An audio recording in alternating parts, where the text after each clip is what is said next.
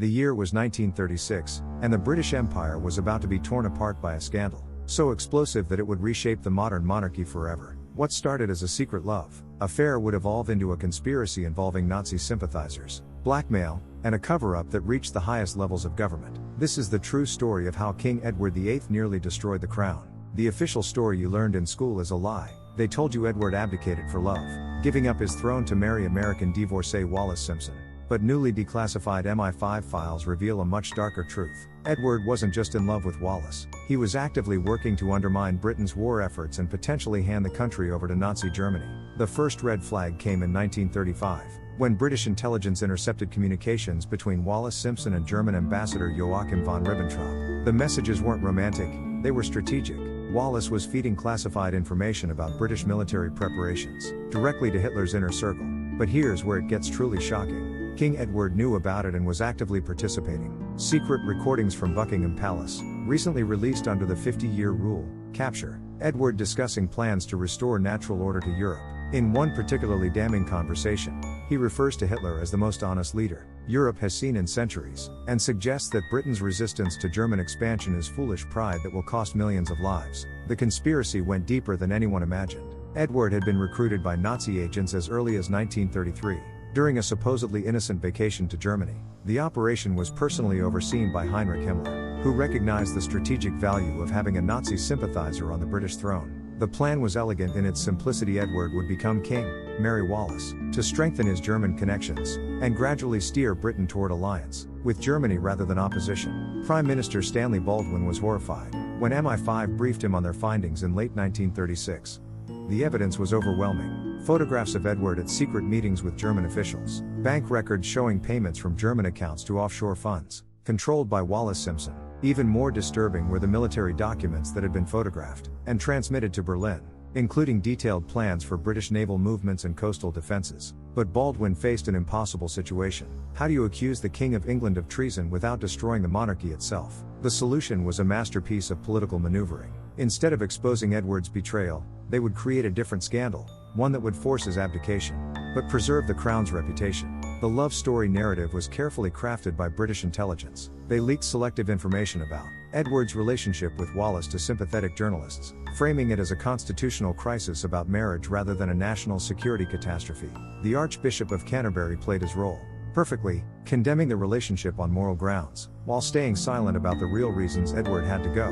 What the public never knew was that Wallis Simpson was essentially a prisoner during the abdication crisis. MI5 agents had confronted her with evidence of her espionage activities and given her a choice: cooperate with the cover story or face trial for treason. The romantic exile to France wasn't a love-struck couple choosing passion over duty, it was a carefully managed removal of two dangerous security threats. The Nazi connection didn't end with the abdication. Classified documents reveal that Edward continued his correspondence with German officials. Throughout 1937 and 1938, he provided detailed intelligence about British morale, military capabilities, and political divisions. Hitler was so confident in Edward's loyalty that he developed elaborate plans to restore him to the throne after a successful German invasion.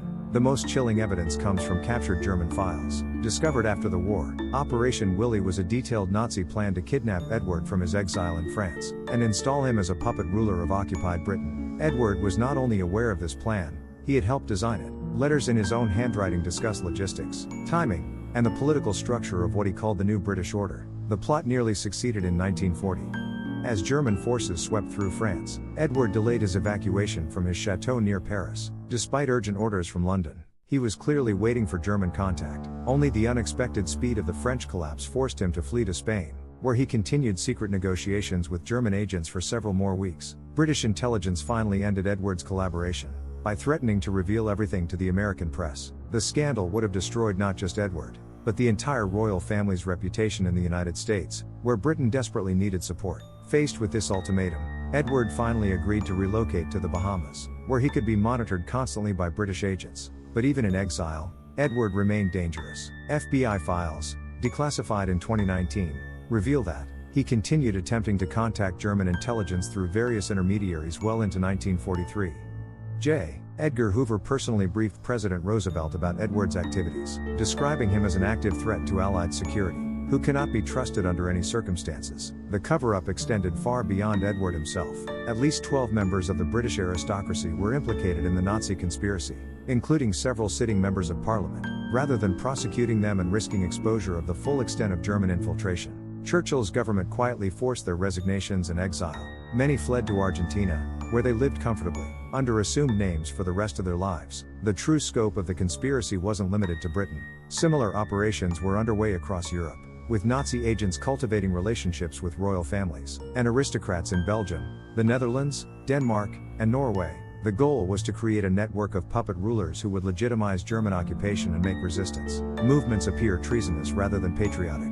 Perhaps the most disturbing aspect of this story is how close it came to succeeding. Had Edward remained on the throne, Britain's entry into World War II would have been delayed or prevented entirely.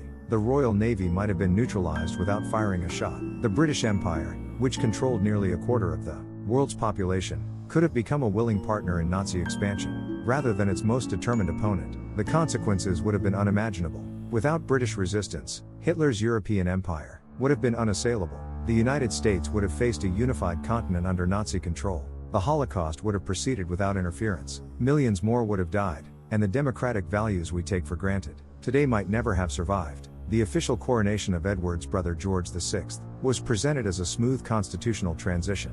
But behind the scenes, it was a desperate race against time. British intelligence worked frantically to identify and neutralize other Nazi sympathizers before they could activate their own plots. Several aristocrats died in suspicious accidents during this period. Accidents that declassified files now reveal were actually assassinations carried out by MI5. The irony is that Edward's abdication, portrayed as a crisis for the monarchy, actually saved it. George VI proved to be exactly the leader Britain needed during its darkest hour. His inspiring broadcasts during the Blitz rallied public morale in ways that Edward, with his German sympathies, never could have managed. The stammering, reluctant king became a symbol of British determination and courage. Even today, the full truth about Edward and Wallis remains partially classified. Historians estimate that thousands of documents related to the conspiracy are still sealed in government archives. What could be so sensitive that it requires secrecy nearly 90 years later? Some experts believe the evidence of royal family complicity extends beyond Edward himself, potentially implicating other senior royals who are still revered today. The lesson of this story isn't just historical, it's urgently contemporary. It shows how easily democratic institutions can be subverted from within, how trusted leaders can become traitors, and how carefully constructed narratives can hide the most devastating betrayals. In our current era of political polarization and foreign interference, these warnings feel more relevant than ever. What other love stories might actually be cover-ups for something far more sinister? How many leaders throughout history have hidden their true loyalties behind carefully crafted public personas? And most importantly, how can we protect ourselves from those who would sell out their own countries for power, ideology, or personal gain? The next time someone tells you a story seems too shocking to be true, remember King Edward VIII. Remember that sometimes the most devastating betrayals come from those we trust most. What do you think about this hidden history? Are there other royal scandals that deserve closer examination? Share your thoughts, because the truth is often stranger and more dangerous than fiction.